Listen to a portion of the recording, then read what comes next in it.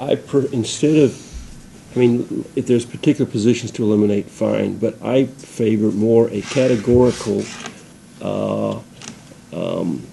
payroll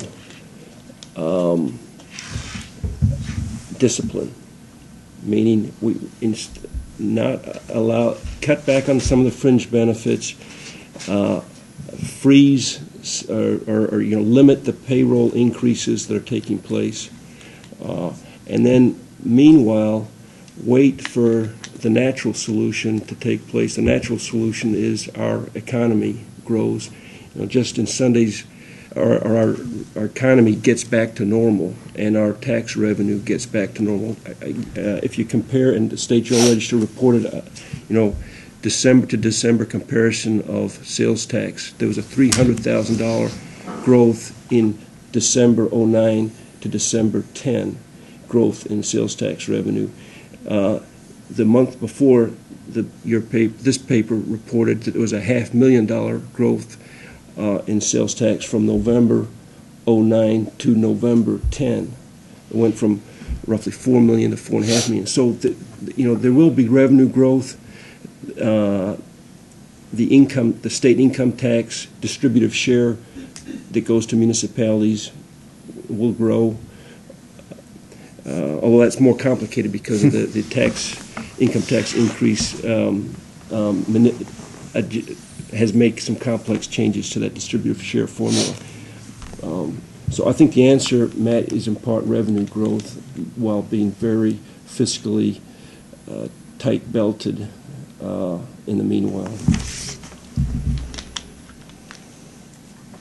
John? With regard to city services, people like having their branch pickup and their leaf pickup.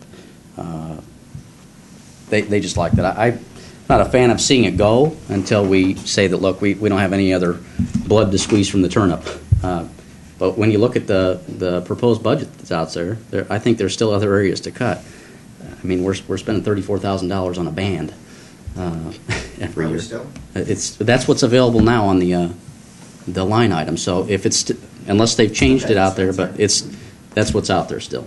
You think that should be cut? So, I have a hard time telling a meter maid that they're not going to be able to have a full-time job because we're spending money on a band. I don't know what service the band provides to the city that's providing revenue, but those are areas that I think we can look at.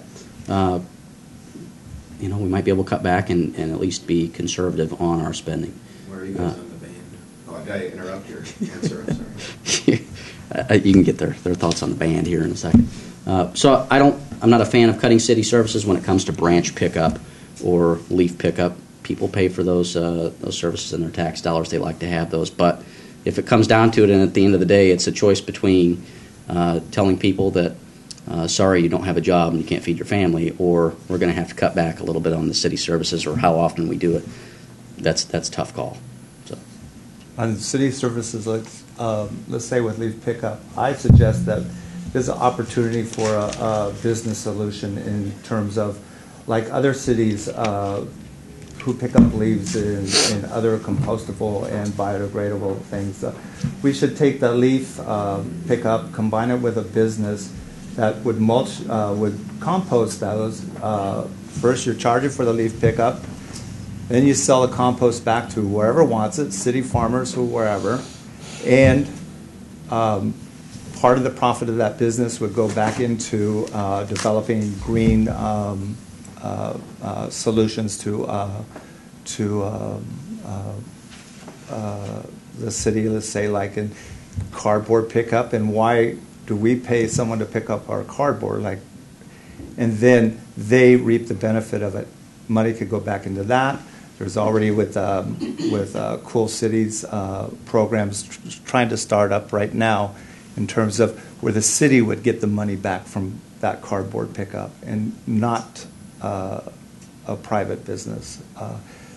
In other cities, the city gets part of the money from the profits from, let's say, composting and selling biodegradable stuff. So that is a business opportunity that has not been explored.